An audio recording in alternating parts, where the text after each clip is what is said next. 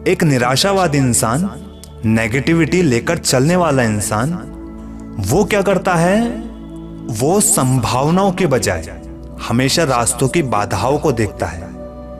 वो सपने देख भी रहा है और असफल होने से डर भी रहा है। अगर मैं ये नहीं कर पाया तो क्या होगा, ऐसा हुआ तो ये होगा, वो होगा। वो बस प्रिडिक्शन करे जा रहा है। और दिक्कत यहाँ ज्यादा सोचने में नहीं है। ओवर थिंकिंग गलत नहीं है, दिक्कत है सिर्फ नेगेटिव सोचते रहने में। अपॉर्चुनिटीज की जगह सिर्फ प्रॉब्लम्स को देखते रहने में, यहाँ दिक्कत है। फिर इसी कारण नतीजा ये होता है कि हम एक्शन नहीं ले पाते। और अगर हम एक्शन ले भी लें तो मैं कह रहा हूं तुम्हारा रिजल्ट पॉजिटिव नहीं आएगा।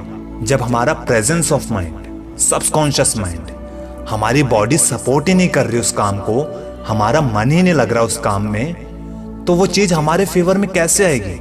सी, if you want success, just do what you love and believe in, it will come naturally. बहुत कम लोग ये बात जानते हैं कि एम्स हमारे पेन को, हमारे बोरिंग मोमेंट्स को खत्म करती है, क्योंकि इससे हमें वजह मिलती है जिंदगी को जीने की, उसे एक्सप्लोर करने की। जब हमारा एम होता है ना, तो हमारी खुशियां ऑटोमेटिक उस एम पर शिफ्ट होने लगती है, हमारे इमोशन उस एम पर शिफ्ट होने लगते हैं। फिर जैसे हमें थोड़ी सी कामयाबी मिलती है, थोड़ा सा हमें सक्सेस मिलता है, तो हमें बहुत खुशी होती है।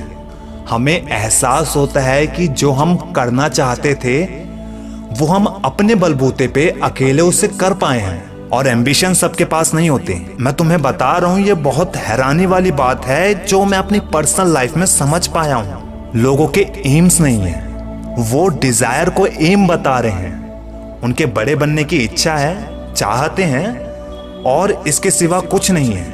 और इसे एम्बिशन या गोल्स नहीं कहते। एम्बिशन क्या होते हैं? जहां तुम्हारे एक्शन प्लान्स हो, तुम्हारे टारगेट्स हो, स्मार्टनेस हो। इच्छा का क्या है? वो आज है, कल कहीं और शिफ्ट हो जाएगी, क्योंकि इच्छाओं में सिर्फ एक्सपेक्टेशंस भरी हुई है, उम्मीदें भरी हुई है, जो कहीं ना कहीं अपने आप शिफ्ट हो जाएगी। वो तुम्हें एक्शन लेने के लिए मजबूर नहीं करेगी। देखो, ये भी सच्चाई है कि गोल्स को अचीव करने में हालत टाइट हो जाती है, बहुत गंदे वाली। मैं कह रहा हूं कुत्ते वाली हालत हो जाती है।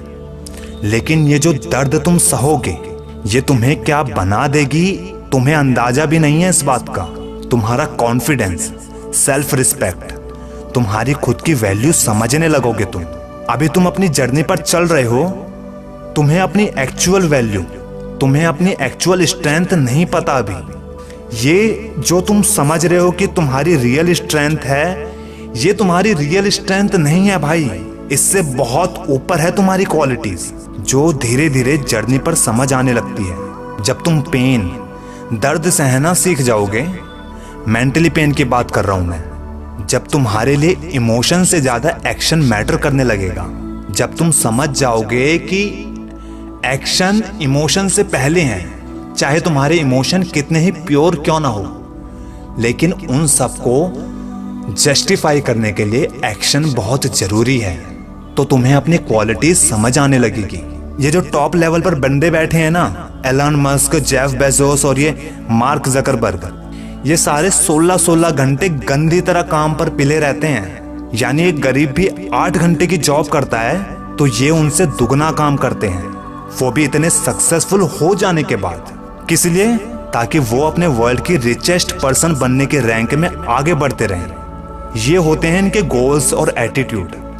तो भैया लास्ट में मैं यही कहूंगा कि दर्द सहना सीखो, मुसीबतों से, हालातों से, इनसे लड़ना सीखो। ऐसे आसानी से कुछ भी नहीं मिलने वाला, और ना ही यहाँ तुम्हारा कोई दुख दर्द या तुम्हारे इमोशन देखने वाला है। तुम्हें खुद बनना है, खुद ही करना है। और जब करना ही है तो हद पार कर दो ना।